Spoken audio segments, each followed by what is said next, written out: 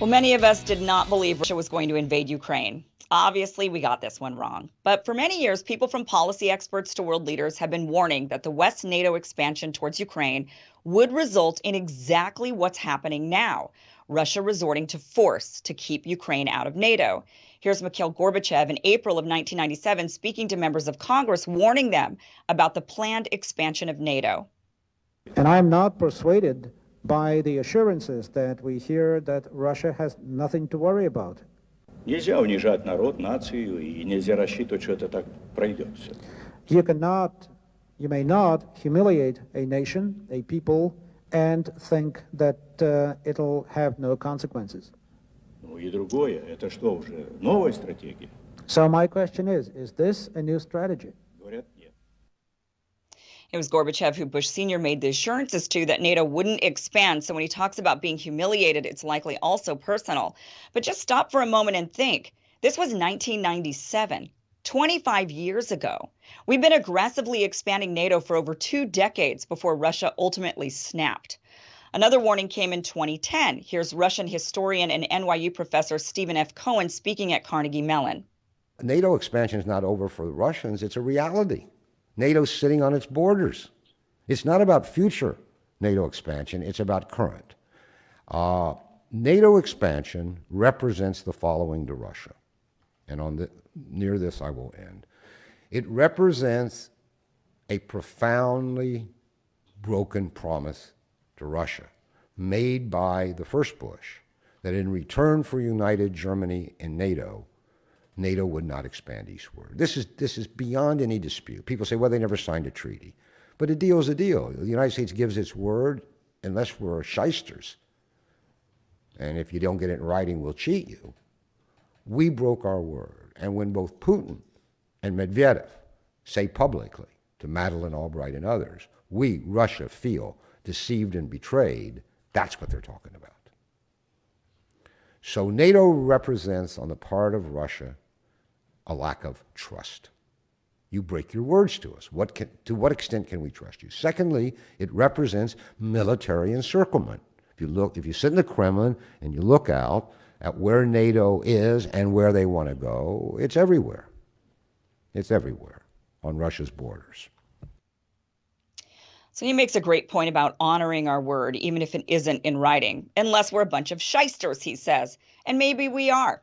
In 2015, international relations expert John Mersheimer talked about how we're purposefully baiting Ukraine to take a hard line with Russia under false promises of inviting them into the West. But I actually think that what's going on here is that the West is leading Ukraine down the primrose path. And the end result is that Ukraine is going to get wrecked. And I believe that the policy that I'm advocating, which is neutralizing Ukraine and then building it up economically and getting it out of the competition between Russia on one side and NATO on the other side, is the best thing that could happen to the Ukrainians. What we're doing is encouraging the Ukrainians to play tough with the Russians. We're encouraging the Ukrainians to think that they will ultimately become part of the West, because we will ultimately defeat Putin and we will ultimately get our way. Time is on our side. And of course, the Ukrainians are playing along with this. And the Ukrainians are almost completely unwilling to compromise with the Russians and instead want to pursue a hardline policy. Well, as I said to you before, if they do that, the end result is that their country is going to be wrecked. And what we're doing is, in effect, encouraging that outcome.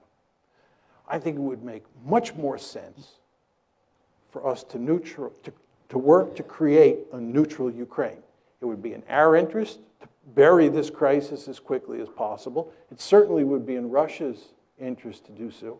And most importantly, it would be in Ukraine's interest to put an end to the crisis.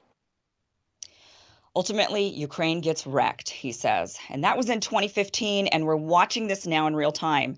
The Ukrainians and Russians sat down at peace talks, and rather than agree to become neutral, which is Russia's demand, Ukraine is taking a hard line, and we're witnessing their country get destroyed as a result. And now it's likely the country will be split in two or possibly three the further Ukraine goes into the conflict, unwilling to negotiate. Yesterday in Biden's State of the Union address, he said, quote, "The NATO alliance was created to secure peace and stability in Europe after World War II." But I got to admit, it's not feeling like it. Biden also said Putin had rejected repeated efforts at diplomacy, but many of us are wondering what those diplomacy attempts were. Russia has been clear for nearly 3 decades now. No NATO on their borders. They've said it over and over and over again, and yet we've continued to expand. We've expanded NATO and invaded and occupied various areas of the Middle East. Europe has created a union of member nations, and yet all the while we've been accusing Russia of wanting to reestablish the USSR. We've even put missiles up to their border in our NATO member states as a response. And now we're all in danger, not just Ukrainians, of an all-out nuclear war because our leaders continue to refuse to back down. The irony is, when Russia annexed Crimea and when Assad was accused of gassing his own people, American neocons were upset Obama had set a red line, but refused to actually do anything about it when it was crossed. Those same neocons are shocked Putin actually said arming Ukraine is a red line and meant it. He wasn't bluffing, and he's not going to back down. The Russians have told us this would happen for decades now. I see many people saying it shouldn't be up to us or Russia if Ukraine joins NATO, that each country should be allowed to decide for themselves. But it doesn't work like that. NATO isn't a right. It's a club. It's an agreement that if one nation is invaded, the others will come to their collective defense. We should be allowed to choose who we want to rush to the defense of and who we think will be valuable in our defense when needed. The point of NATO is safety in numbers, but if adding a member makes the entire group unsafe, it defeats the point.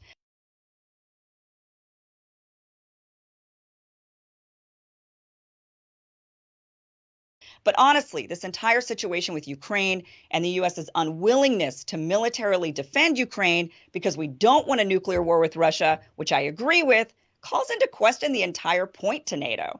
NATO was formed specifically to go to war with the Soviets. But if we're unwilling to go to war with them because it's a complete danger, then what is the actual purpose of NATO? But ultimately, my point is, the dog barked and barked and growled and growled. People even pointed year after year that the dog is growling and dangerous, yet we kept taunting the dog, and now the dog is attacking.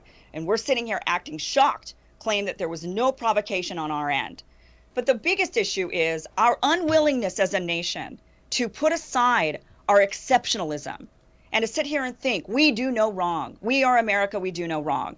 And you've got Putin he was at the St. Petersburg International Economic Forum in 2016, looking very, very frustrated, speaking and saying, I don't know how to get through to you people anymore. We've said this over and over and over again. You guys are lying to us when you say that you're putting missiles right up to our border and you're telling us we have nothing to worry about, that it's all about Iran, that you're just trying to defend against Iran. And he's like, you're lying to us and we know it. So what do we do now? This is the big question. What do we do now? And why? Our government works for us. We have to remember they're our government. They're doing this on our behalf. They're putting us in danger. We have to speak out and say, no, we're fed up. We're not going to let you do this.